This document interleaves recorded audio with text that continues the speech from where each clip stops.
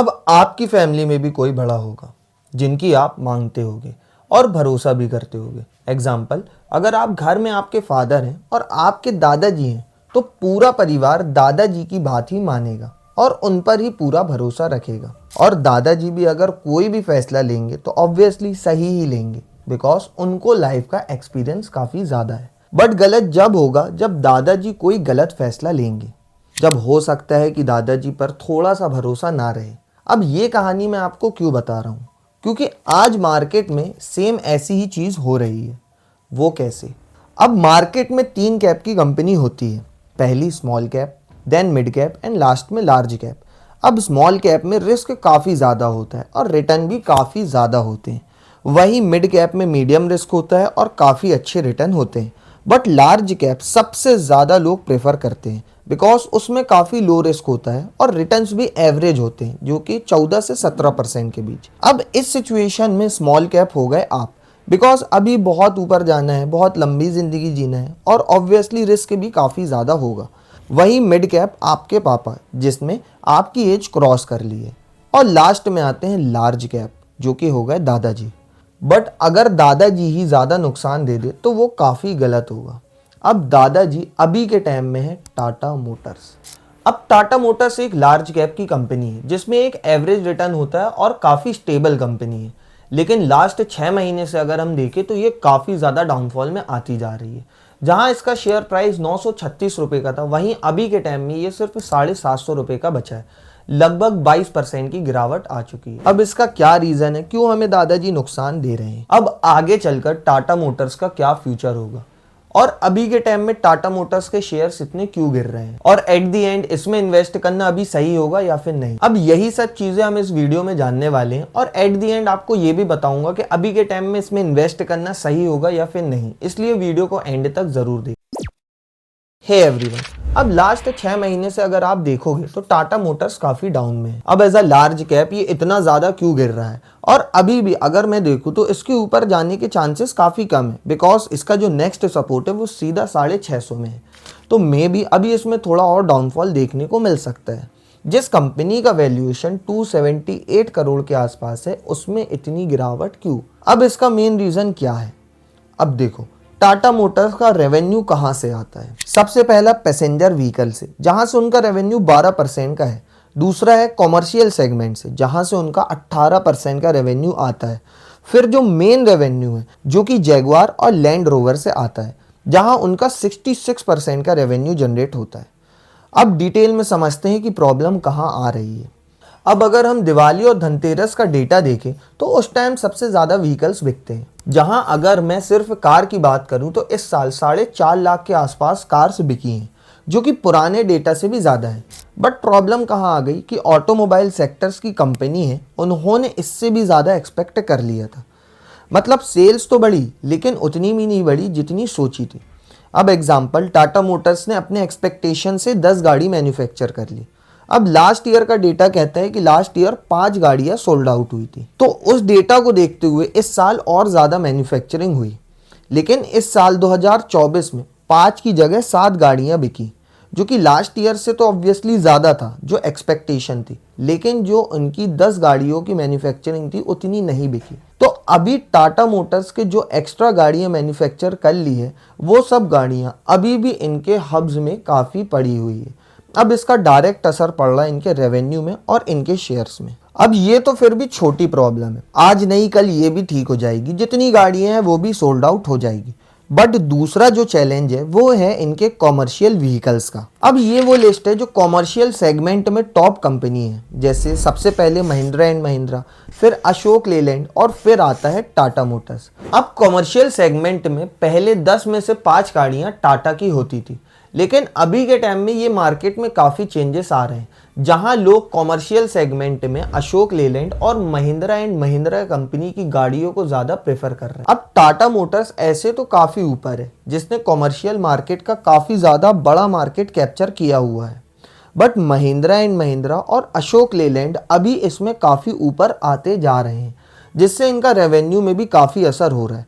सिर्फ अगर मैं महिंद्रा एंड महिंद्रा की बात करूं तो वो 15% के ग्रोथ रेट से कॉमर्शियल सेगमेंट में आगे बढ़ा है। अब ये तो हो गई फिर भी संभालने वाली चीज़ें जो आज नहीं कल ठीक हो जाएंगी, बट एक जो मेजर प्रॉब्लम है जो टाटा मोटर्स को आ रही है वो है JLR सेगमेंट से, यानी कि जैगुआर और लैंड रोवर से। अब जैगुआर एंड लैंड रोवर का मार्केट काफ़ी नुकसान में है और सबसे ज़्यादा जो बिजनेस है, सबसे ज़्यादा जो रेवेन्यू है टाटा मोटर्स का वो यहीं से आता है, जो कि है 66% का। अब रिपोर्ट्स की देखें तो टाटा मोटर्स को सेकेंड क्वार्टर में JLR से काफ़ी ज़्यादा लॉस हुआ। इसका रीज़न है जैगुआर के कुछ चेंजेस करना। अब यहाँ पे आप एक जैगुआर का लोगो देखो। अब ये जैगुआर का ओल्ड लोगो है जो पहले यूज होता था, लेकिन अब जो चेंजेस हुए तो इनका ये नया लोगो देखो। अब ये नए लोगो के बाद सोशल मीडिया में भी जैगुआर की काफी ज्यादा ट्रोलिंग हुई है और जो हमारे सबसे अमीर आदमी हैं एलोन मस्क, उन्होंने भी जैगुआर को ट्रोल किया है कि जैगुआर सच में कार सेल करता है या फिर कोई दूसरी चीज। बिकॉज अगर आप इनका नया लोगो देखोगे तो वो लोगो को बिल्कुल ही पसंद नहीं है। सोशल मीडिया में और भी काफी रिपोर्ट्स में इनको काफी ज्यादा बैकलैश मिल रहा है।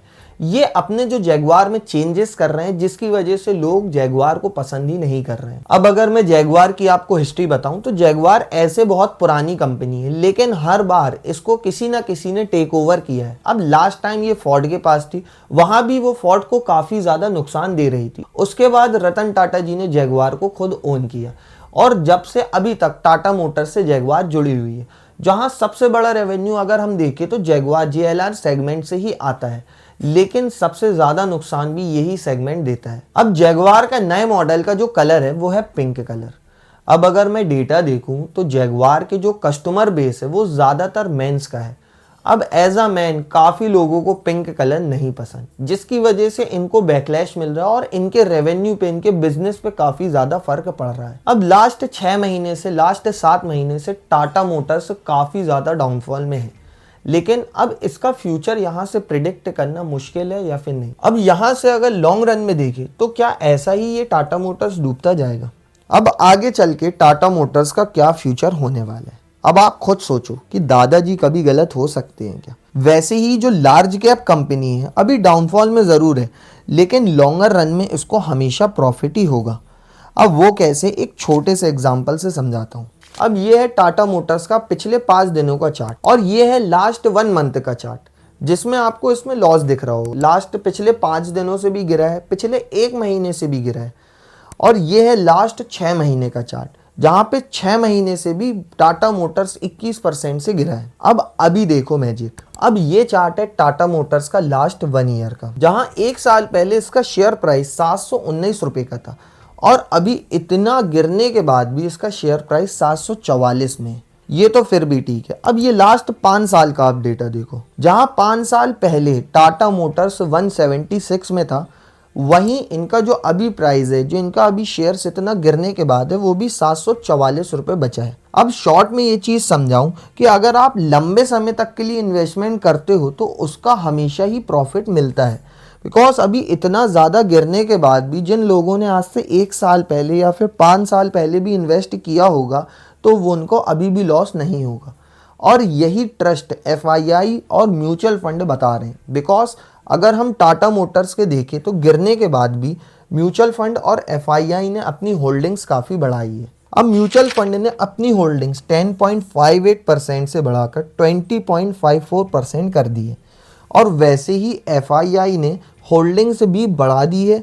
जहाँ पे जो पहले इनकी होल्डिंग्स थी वो 18.12% की थी, वहीं अभी इन्होंने बढ़ा के इसको 20.54% कर दिया है। अब शॉर्ट आंसर ये है कि अगर आप टाटा मोटर्स में होल्डिंग करके रखे हो तो बिल्कुल मत परेशान हो, बिकॉज आगे चल के इसमें आपको ग्रोथ देखने मिलेगी।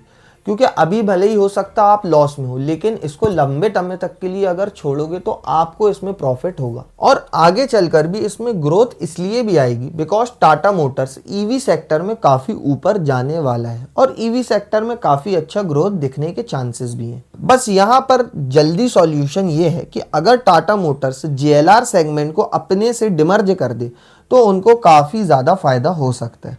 बिकॉज बाकी अलग सेगमेंट में तो वो ऑलरेडी काफ़ी अच्छा कर लेंगे या फिर कर भी रहे हैं, लेकिन जहाँ से इनको सबसे ज़्यादा बैकलैश मिल रहा है जो कि JLR सेगमेंट है, वो इनको अपने से डिमर्ज करके एक अलग ही कंपनी बना देनी चाहिए, जहाँ पे जो इन्वेस्टर्स भी हैं वो भी टाटा की ग्रोथ को देख के अपने पैसे इन्वेस्ट कर सके और JLR सेगमेंट भी अलग से अपनी तरफ ग्रो कर सके। अब ये एक डिमर्जर की वजह से इनको जो है इंस्टेंट सॉल्यूशन मिल सकता है। इंस्टेंट मतलब अगर साल 2 साल 3 साल में भी वो ये करते हैं तो काफी ज्यादा हाई चांसेस है कि टाटा मोटर्स के शेयर्स यहां से आपको डबल देखने मिले। अब अभी के टाइम में अगर आपको टाटा मोटर्स में इन्वेस्ट करना है तो थोड़ा सा और वेट कर लो, हो सकता है अभी इसमें और डाउनफॉल देखने को मिले। लेकिन अगर आपको लंबे समय तक के लिए यानी साल 2 साल 3 साल के लिए इन्वेस्टमेंट करना है तो अभी आपके लिए परफेक्ट टाइम है, आप इसमें इन्वेस्ट करके एक अच्छा प्रॉफिट बना सकते। अब अगर वीडियो का एक भी पार्ट अच्छा लगा हो तो वीडियो को लाइक जरूर करना और इस वीडियो को शेयर भी करना। So bye bye and have a great life.